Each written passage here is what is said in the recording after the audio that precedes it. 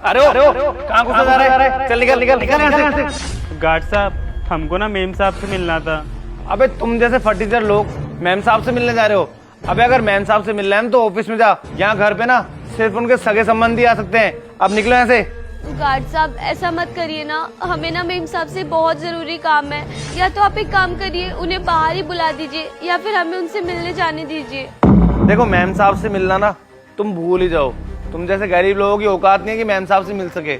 और सबसे पहले तो तुम लोग मुझे ये बताओ, तुम लोगों को यहाँ का एड्रेस किसने दिया है? वो दरअसल क्या है ना गार्ड साहब, एक बार मेम साहब का पर्स ऑफिस में छूट गया था और उसके अंदर ना उनका पता लिखा हुआ था।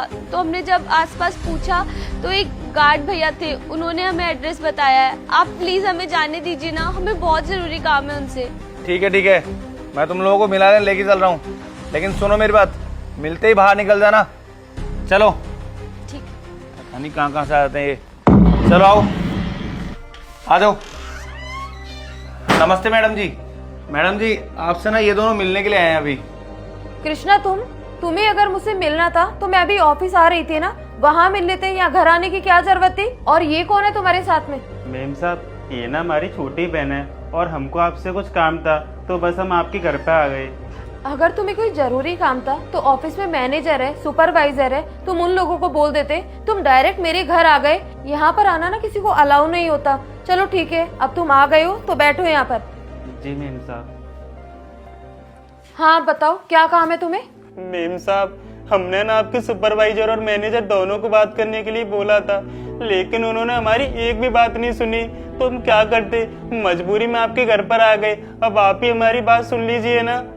अरे भला ऐसी कौन सी जरूरी बात है जो तुम दोनों को घर पर आना पड़ा और उन लोगों ने तुम्हारी बात नहीं सुनी? मेम साहब, हमारी ना माँ की तबीयत बहुत खराब है और हमें गाँव जाना है। मैंने आपके मैनेजर से भी बात करी थी कि हमें छुट्टी दे दो, लेकिन उन्होंने हमें एक भी छुट्टी नहीं दी और तो और हमें डांट के अपनी ऑफिस से भगा दिया।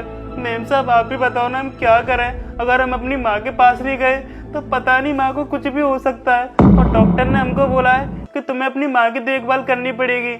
मेम साहब, हमें देखभाल करने के लिए गाँव जाना पड़ेगा और हमें छुट्टी चाहिए। तो मैं ना आपके आगे हाथ जोड़ता हूँ, प्लीज आप मुझे छुट्टी दे दीजिए ना।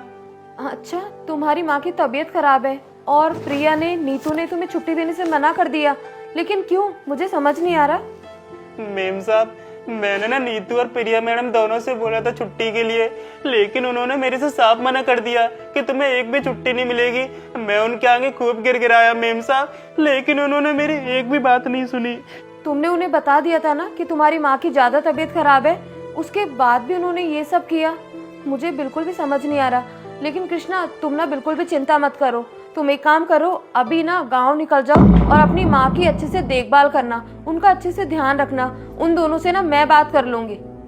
ठीक है मेम साहब, आपका बहुत बहुत धन्यवाद। लेकिन मुझे समझ नहीं आया, मेरे भैया यहाँ पर काम कर रहे हैं और आपके ऑफिस में ऐसे भी कैसे लोग हैं जो किसी की मजबूरी नहीं समझते हैं। मेरी माँ जिंदगी और मौत से लड़ रही है और उन लोगों ने ना इन्हें छुट्टी देने से मना कर दिया। अब ये इकलौते बेटे हमारे घर के, हमारे पापा भी नहीं है। यही तो ध्यान रखेंगे ना, उन्हें ऐसा नहीं करना चाहिए था मेम साहब। हाँ बेटा, आप ना एकदम सही कह रही हो, उन्हें ऐसा नहीं करना चाहिए था। लेकिन हो सकता है उन लोगों ने ना मजबूरी में आकर ऐसा किया हो। वो क्या है ना, अभी थोड़े टाइम पहले जितना भी स्टाफ था ना हमारा, वो ना झूठ बोल बोल कर छुट्टियां ले जाया करता था। और फिर बाद में जब मुझे पता चलता था ना कि उन लोगों के घर में कंडीशन खराब नहीं है, ना ही कोई मजबूरी है, ना कोई इमरजेंसी है, बस उन लोगों ने ना ऐसे ही छुट्टी ले ली है, तो फिर मैंने स्ट्रिक्टली ना नीतू और प्रिया को मना कर दिया था कि बिना पूछे ना किसी को भी छुट्टी देने की जरूरत नहीं है। बस इसीलिए उन्होंने मना किया होगा।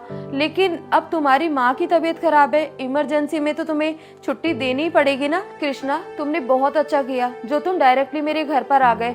और हाँ, तुम ना एक काम करो, अभी अपने गाँव निकल जाओ, मैं तुम्हें छुट्टी देती हूँ। जब तक तुम्हारी माँ की तबीयत ठीक नहीं हो जाती है ना, तुम्हें काम पर आने की कोई जरूरत नहीं है, क्योंकि पैसे रिश्तों से बड़े नहीं होते हैं। अगर रिश्ते ही नहीं बचेंगे तो फिर पैसों का क्या करेंगे हम लोग? क्योंकि कृष्णा, मैं ये बिल्कुल भी नहीं चाहती कि मेरे ऑफिस में काम करने वाला एम्प्लॉय अपने परिवार को मुसीबत में छोड़कर यहाँ पर मजबूरी में काम करे और उनके परिवार वालों को कठिनाइयों का सामना करना पड़े।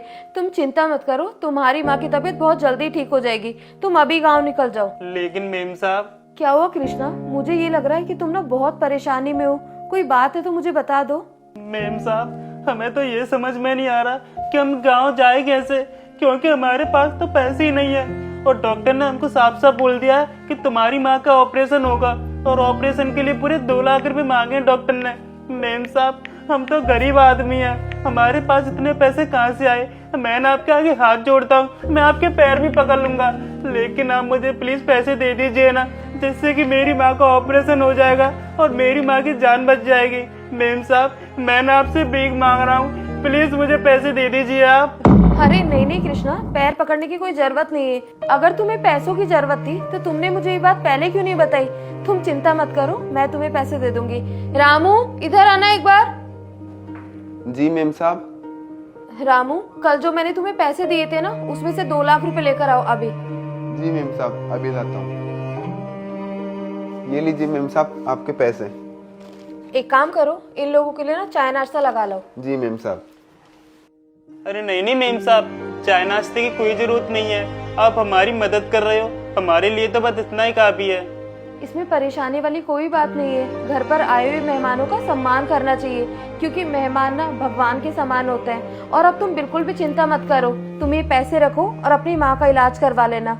और किसी और चीज की अगर जरूरत पड़ती है तो मुझे तुरंत कॉल कर देना, मैं तुम्हारी हेल्प करूंगी। मेम साहब, आपने सच में बहुत अच्छे हो जो आप हमारी इतनी मदद कर रहे हो। अरे मैं तो ये सोच रहा था कि हमारी माँ का ऑपरेशन कैसे होगा। अगर मैं 2 लाख रुपए नहीं लेके जाता तो मेरी माँ बच पाती है, नहीं बच पाती। मेम साहब, आज की दुनिया में कौन किसकी मदद करता है, लेकिन आप हम जैसे गरीबों के बारे में इतना सोच रहे हो। आप सच में हमारे लिए भगवान का रूप बनकर आई, वरना कौन ही हमारी मदद कर रहा था। अरे सारे रिश्तेदारों से मदद मांगी हमने, लेकिन किसी ने हमारी मदद नहीं करी मेम साहब। फिर हमारी आखिरी उम्मीद बस आप थी, और आप देखिए मेम साहब, आपने हमारी मदद करने के लिए हामी भर दी। मेम साहब, मैं आपका ये एहसान जिंदगी भर मानूंगा, मैं कभी नहीं भूलूंगा कि आपने हमारी माँ की जान बचाने के लिए पूरे 2 लाख रुपए दिए थे। कृष्णा, तुम्हें रोने की कोई जरूरत नहीं है।